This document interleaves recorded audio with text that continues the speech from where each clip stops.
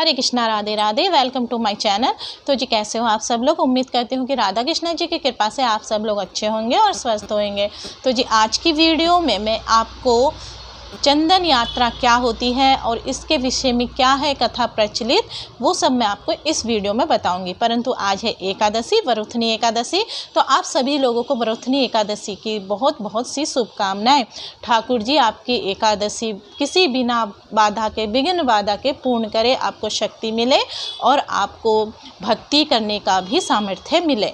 तो जी आज की वीडियो में चलो हम आज के टॉपिक में आते हैं। चंदन यात्रा। चंदन यात्रा क्या होती है। चंदन यात्रा 21 दिनों तक चलती है, जो कि 22 अप्रैल से शुरू है। इस दिन अक्षय तृतीया भी है।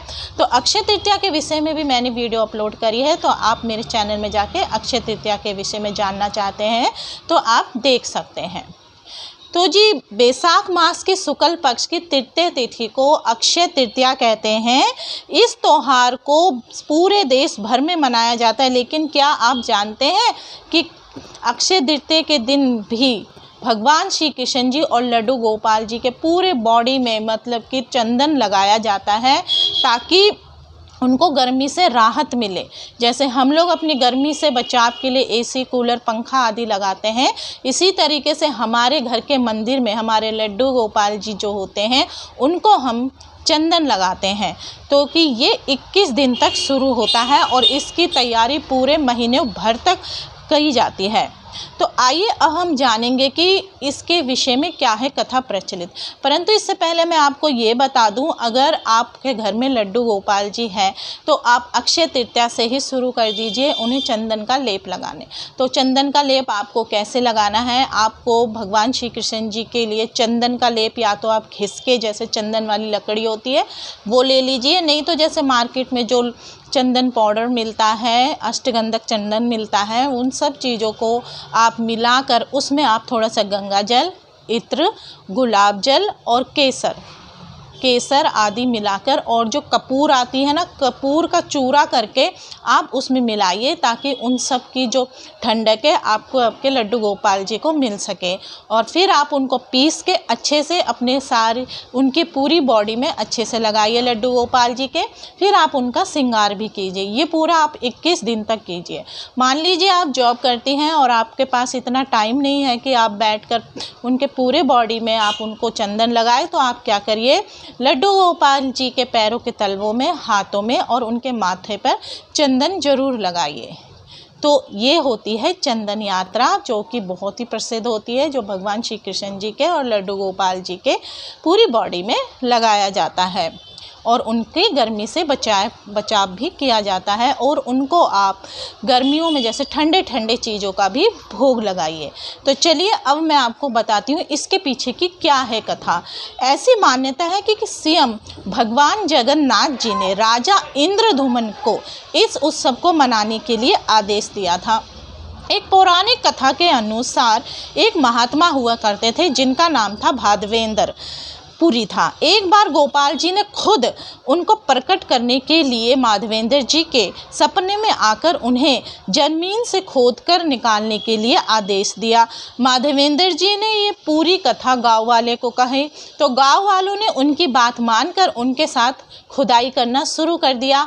फिर उसमें से निकले थे श्री अच्र विग्रह लड्डू गोपाल जी के, जो कि उन्होंने गोवर्धन पर्वत में ही स्थापित कर दी थी। कुछ दिनों बाद गोपाल जी ने कहा कि जमीन के अंदर काफ़ी दिन तक रहने के कारण, दबे रहने के कारण उनका शरीर जलने लगा है, इसलिए तुम जगन्नाथपुरी से जाकर मेरे लिए चंदन लेकर आओ। तो जी फिर क्या था, महात्मा जी ने उनके शरीर का ताप कम करने के लिए वो निकल पड़े जगन्नाथपुरी की तरफ। परंतु उस समय इतनी व्यवस्था नहीं थी कि जैसे कि किसी गाड़ी में चले गए या मेट्रो पकड़ ली, ऑटो पकड़ ली, पर उस वक्त तो कुछ भी नहीं था। तो वो महीनों पैदल चले और फिर वो उड़ीसा से लेकर बंगाल की सीमा रेमुना नामक जगह पर पहुँचे, जहाँ पर गोपीनाथ जी का एक बहुत ही भव्य मंदिर था। उस मंदिर पे वो रात को रुके और फिर उन्होंने वहाँ पर देखा कि वहाँ पे गोपीनाथ जी को खीर का भोग लगाया जा रहा है। वो खीर का भोग लगाते लगाते उन्होंने सोचा कि काश मैं इस खीर को मैं भी खा सकूं, पा सकूं और मैं अपने गोपाल जी को भी इस खीर का भोग लगा सकूं। उधर भगवान गोपीनाथ जी ने मंदिर के पुजारी को रात में सपन में दिखाया कि मेरा एक भक्त, उसके लिए मैंने खीर चुराई है, तुम वो उसे दे दो। देखिए कितनी सुंदर बात है कि हमारे मन में भाव आते ही नहीं है कि भगवान उसको पूरा कर देते हैं। तो भगवान के भक्त के लिए ये चोरी इतनी प्रसिद्ध हो गई कि उनका नाम ही खीर चोर गोपीनाथ पड़ गया। अगले दिन सुबह ही माधवेंद्र ने पुरी ने भगवान जगन्नाथ के पुजारी से मिलकर अपने गोपाल जी के लिए चंदन मांगा। पुजारी जी ने महाराज को पुरी से मिलवा दिया और महाराज ने अपने क्षेत्र के मन 40 किलो विशेष चंदन लकड़ी अपने 2 विश्वस्त अनुचरों के साथ माधवेंद्र को दिलवा दी। जब महाराज माधवेंद्र गोपीनाथ जी के पास पहुंचते हैं तो गोपाल जी ने फिर उनको सपन में आते हैं और कहते हैं कि तुम ये चंदन गोपीनाथ जी को ही लगा दो, क्योंकि भगवान गोपीनाथ जी और गोपाल जी तो एक ही है। तो भगवान जी को माधवेंद्र जी ने वहीं पर गोपीनाथ जी को चंदन का लेप लगा दिया। तो जी यही निर्देश अनुसार चंदन गोपीनाथ जी ने उनको लगाया था। तो इसी के कारण ये लीला, इसी सम्मान के कारण ये लीला मनाई जाती है चंदन यात्रा।